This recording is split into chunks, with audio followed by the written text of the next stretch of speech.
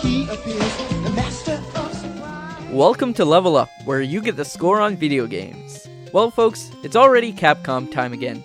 As stated in my Little Nemo review, it seemed they had very original ideas for their gameplay in licensed games. Other examples include Chip 'n Dale's Rescue Rangers, DuckTales, and The Little Mermaid. However, their Darkwing Duck game came off as a Mega Man clone. Was this a bad thing? No.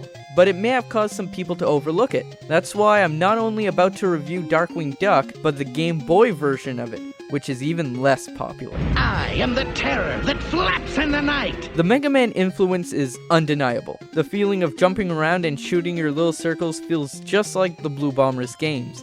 Didn't Darkwing have a gas gun anyways? You can select the levels you feel like doing, unlocking new ones each time you beat your current selection, with a final one after all are done. The stages themselves even scream of Mega Man. The way they look, the way they're designed, everything. Even some of the enemies seem like Mega Man ones. But once you scratch past its surface, you can see they did try to make this game different. The most noticeable difference is that DW has the ability to grab on most platforms, ropes, and hook-like objects. This is one of the main aspects of this game, along with jumping around and shooting, and is used just as much, which really makes it worth playing, even if you have already played the Mega Man games. Beyond that, there are other things that make it different. These include, but aren't limited to, the fact that Darkwing can only take 4 hits, he can use his cape as a shield against some attacks, and you can only have one alternate type of ammo at a time. All these make it so Darkwing Duck should be viewed as its own game, and not just a Mega Man clone. I am the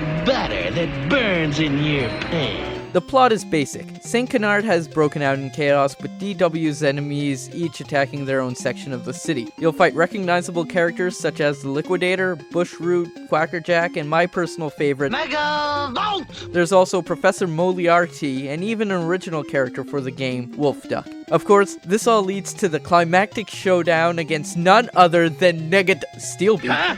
Okay, stop the review. How can Nega-Duck not be in this game? He was one of Darkwing Duck's baddest enemies. Not having him in the Darkwing Duck video game is just crazy. What would he say to the game designers who made this choice? All of you. Eat hot dad! Sure, there was this plot about Fowl, but you could have just changed that to the Fearsome Five. You already fight the 4 others, and no other member of Fowl except Steelbeak. Nega-Duck would have been the obvious choice. They could have also added a secret final fight where he absorbs the others' powers like he did in that one episode. I mean, Moriarty, Wolf Duck, but no Nega-Duck? That's not fair! I mean, it's all part of my plan. He would have been so easy to sprite too.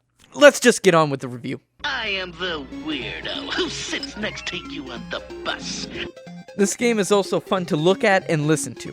As I said earlier, this game's look has a definite Mega Man inspiration, but it's definitely blended well with the Darkwing Duck style and feel. That wacky yet semi-serious style. You'll want to jump and move around just to watch him jump and move around. The music is exceptional with a jazzy feel throughout the game, even in the high tense parts. Both of these set the mood perfectly for the adventures of a duck in a cape taking down his enemies. I am Darkwing Duck! This is a great port of an NES game. Even though I can notice the differences in the levels with the short bit I've played of the original, it doesn't really matter when it's this good. It's not only fun, but it's the type of fun that makes you want to beat the game so you can shut it off and beat it again. Long story short, don't overlook this game for any reason. Don't do it because it's a licensed game, don't do it because it's a port, and don't do it because it's like a Mega Man clone. Don't even overlook it because it lacks Nega-Duck. I give Darkwing Duck for the Game Boy 9 out of 10 levels. I'm Leo Melanson, and now you know the score.